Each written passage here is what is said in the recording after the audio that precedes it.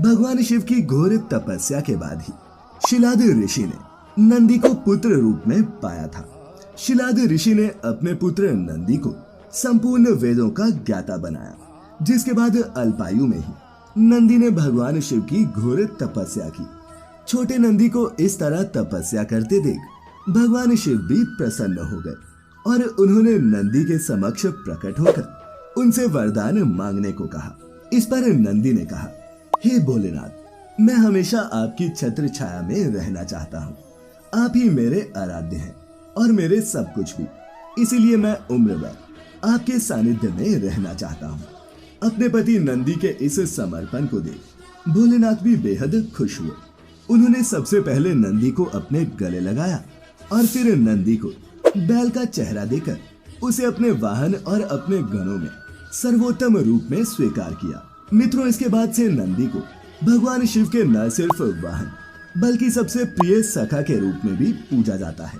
चलिए अब ये जानते हैं कि भगवान भोलेनाथ के इस सर्वोत्तम घन अर्थात नंदी ने पूरे ब्राह्मण वंश को श्राप क्यों दिया था। तो मित्रों, शिव पुराण में ही मिलने वाली इस दूसरी कथा के अनुसार एक बार ब्राह्मणों द्वारा यज्ञ का आयोजन किया गया, जिसमें ब्रह्मा जी समेत भगवान विष्णु और भगवान शंकर को भी आमंत्रित किया गया। भगवान शिव सहित सभी देवतागण यज्ञ की आहुतियों में लीन थे। तभी वहां भगवान शिव के ससुर प्रजापति दक्ष पहुंचे। प्रजापति दक्ष को देख यज्ञ में उपस्थित राजा और देवगण उनके सम्मान में खड़े हो गए, लेकिन ब्रह्मदेव और भगवान शिव अपने अपने स्थान पर बैठे रहे।